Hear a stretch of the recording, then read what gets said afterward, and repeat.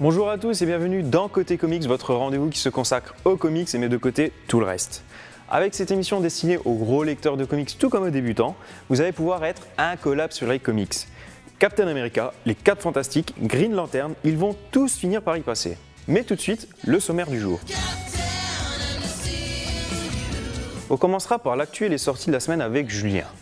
Ensuite, nous rejoindrons Thomas, notre libraire préféré, pour sa rubrique « J'ai lu pour vous », qui nous parlera cette fois de Day Tripper. Oui, un comics qui l'a fait tripper apparemment. Bon. La rubrique suivante, Tout sur, se concentrera cette fois sur le personnage de Bane, super vilain principal du dernier Batman en date, The Dark Knight Rises.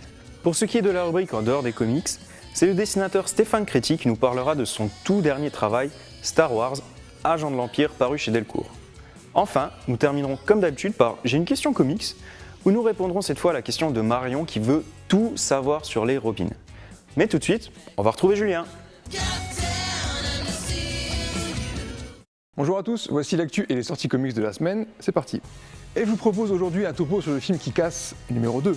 Kick-Ass est l'adaptation cinématographique d'un comic book de Mark Millar et John Romita Jr., dans lequel un adolescent normal décide de devenir un super-héros. Le premier film sorti en 2010 avait été un vrai succès et une suite est donc en tournage depuis cette semaine pour une sortie prévue le 28 juin 2013. Tous les acteurs principaux reprendront leur rôle et on vient d'apprendre que Jim Carrey sera aussi de la partie. Il interprétera le colonel Stars, un membre de l'équipe des super-héros, et qui dit super-héros dit super-vilain, et on a justement le premier aperçu de Mother Russia, ou Mother Russia pour les franglais. Et en juger par cette image, ça va faire mal. Comme ça. Dans l'actu comics, ce qui a fait couler beaucoup d'encre ces dernières semaines, c'est le baiser entre Superman et Wonder Woman. Et là vous me dites, mais Superman est avec Lois Lane? Eh ben non. Pour faire simple, DC a relancé tout son univers à zéro il y a un an, on vous en reparlera, ça s'appelle le reboot, mais sachez que Superman n'est plus avec Lois Lane, et du coup il en a profité pour aller fricoter un peu avec la princesse Amazon. Ça s'est passé dans le numéro 12 de Justice League, et apparemment c'est parti pour durer. Les sorties comics maintenant, et on commence avec un titre qui me tient à cœur, puisqu'il est écrit par mon scénariste préféré, Brian Wood. Il s'agit de DMZ, une série publiée chez Vertigo, la branche pour adultes de DC Comics, de 2006 à début 2012. L'histoire suit le journaliste Matthew Ruff, lâché en plein Manhattan, qui est devenu la zone neutre dans la Seconde Guerre civile américaine.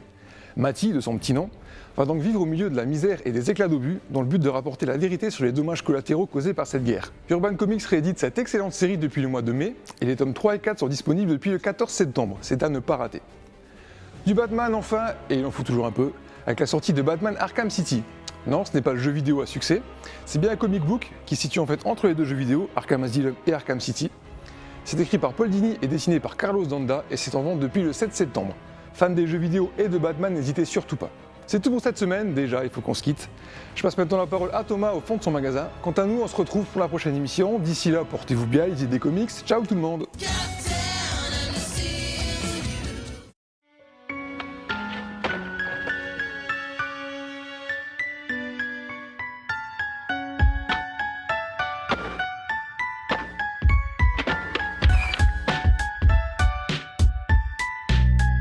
Aujourd'hui, j'ai choisi de vous parler de Day Tripper.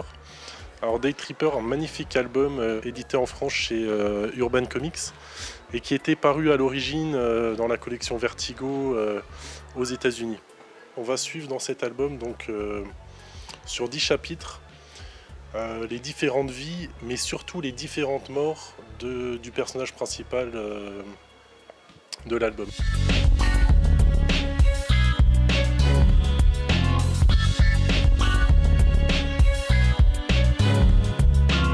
Dans cet album, en fait, on suit la vie de Braz de Olivia Domingos.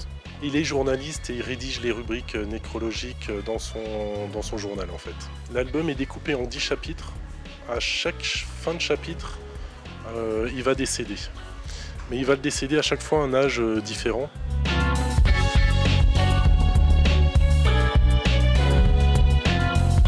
Les auteurs ont choisi cette narration un peu particulière pour montrer les possibilités différentes de vie du même individu et de montrer en fait peut-être que suivant le moment où on va mourir, la vie qu'on a menée n'a pas vraiment le même sens et peut avoir des significations différentes en fait.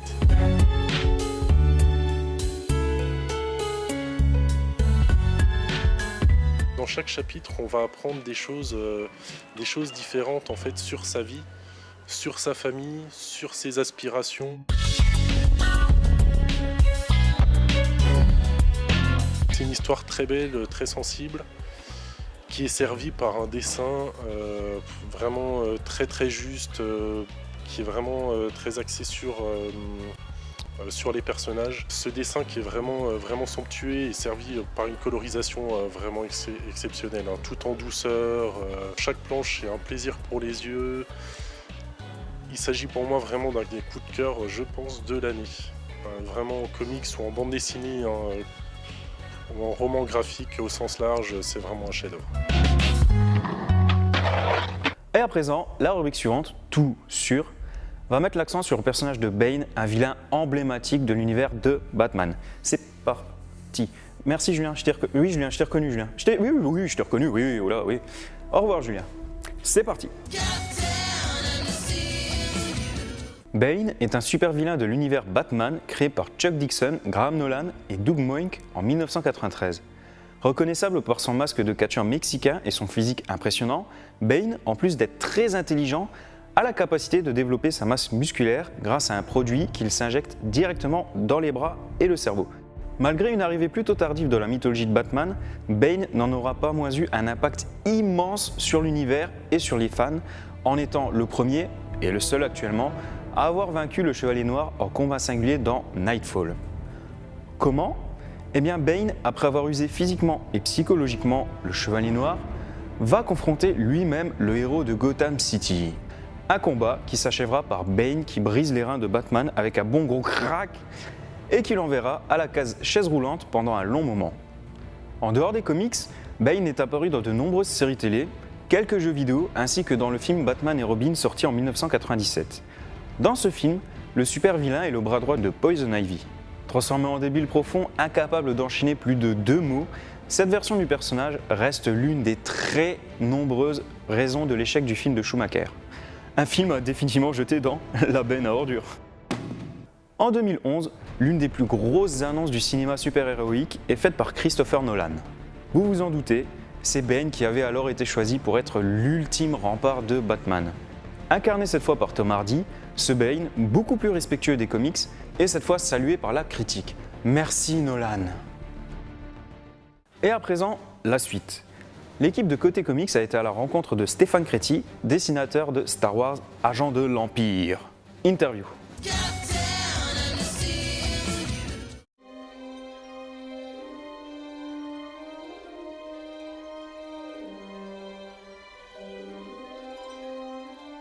C'est une sorte de James Bond dans un univers de Star Wars. Et en plus, c'est un agent qui est du côté obscur, hein, et qui est avec l'Empire, donc considéré comme les forces du mal. Ça se situe en grosso modo entre l'épisode 3 et l'épisode 4. Donc l'Empire vient de prendre le pouvoir et il y a quasi plus de Jedi. Donc voilà, c'est avant la mise en place de la rébellion.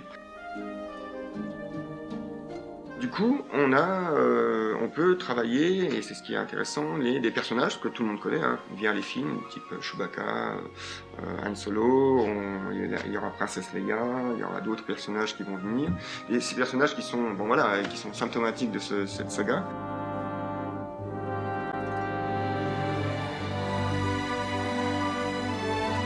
Sur la gamme Star Wars, on sait qu'on va arriver dans un contexte déjà établi au niveau graphique. Hein. On n'arrive pas dans la gamme Star Wars innocemment. On sait que très bien on prend un relais. Il y a des choses qui se sont faites avant, que ce soit au niveau comics ou au niveau film.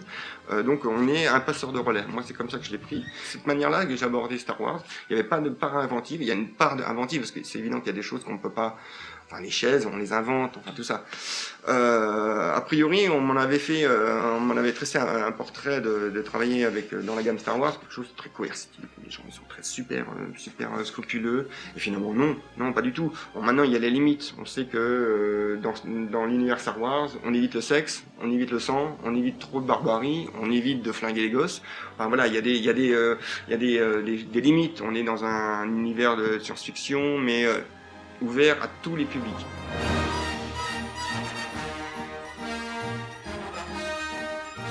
Sur Agent de l'Empire, je crois qu'ils sont intervenus une fois. C'est parce que dans une des scènes, il y a un personnage qui tue l'autre avec un blaster, et moi j'avais mis des flots de sang. Et il m'a dit non, pas de flots de sang. ça brûle, le blaster brûle. Donc il a fallu juste effacer le sang. Mais ça, c'est vraiment c'est très peu. Et secondo, c'est que quand on vient dans l'univers Star Wars, on le sait, ça, hein, qu'on arrive et qu'on va pas inventer ses propres vaisseaux et ses propres personnages. On arrive et c'est l'intérêt de la chose, c'est justement d'utiliser des personnages qui ont été créés, qui nous ont plu quand on était mômes via les films ou via les comics. Et donc on est en toute conscience. Et à présent, la parole est à vous, puisque nous allons passer à notre dernière rubrique. J'ai une question comics. Envoyez vos questions à cette adresse, en bas là, hein, en bas, pas là, en bas, et j'y répondrai. Et cette semaine, nous avons sélectionné la question de Marion qui veut tout savoir sur les Robins, le sidekick, le bras droit, le stagiaire de Batman. Explication. Donc, Marion, les Robins, c'est très simple. Non, je rigole. Je suis désolé, mais c'est le bordel pour être honnête. Bon, déjà, on va simplifier en disant qu'ils ne sont que 4. Il y en a eu quelques autres, comme Stephanie Brown, mais qui restent secondaires, voire tertiaires, voire quadriciaires. Alors, le premier est Dick Grayson, un ancien trapéziste qui, à la mort de ses parents, a rejoint Batman.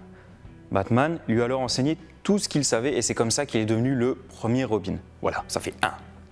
Un peu plus tard, Robin et Batman se sont pris la tête, oui, comme un vieux couple. Et résultat, Dick a décidé de faire cavalier seul et de porter le costume de Nightwing, un personnage plutôt apprécié par la communauté de fans. Deuxième Robin, il se prénomme Jason Todd et c'est un cas extrême à lui tout seul. En fait, à l'époque, DC Comics avait fait un sondage pour savoir si, oui ou non, le second Robin devait mourir. Résultat, les fans de l'époque avaient décidé que Robin devait effectivement périr. Ainsi, dans le livre A Death in the Family, eh bien, le second Robin se fait défoncer tout simplement par le Joker, et attention, à coup de baramine s'il vous plaît. Il restera mort pendant très longtemps, mais dans les comics, on ne reste pas mort indéfiniment. C'est très très rare. Et donc, Jason Todd est revenu dernièrement sous le costume de Red Hood pour taper sur tous les autres Robins. Et à présent, troisième Robin, Tim Drake. C'est un Robin qui restera pas mal de temps avec Batman, mais qui, à côté de ça, suite à un événement tragique de la Bat Family, je ne vous en dis pas plus, va porter le costume de Red Robin.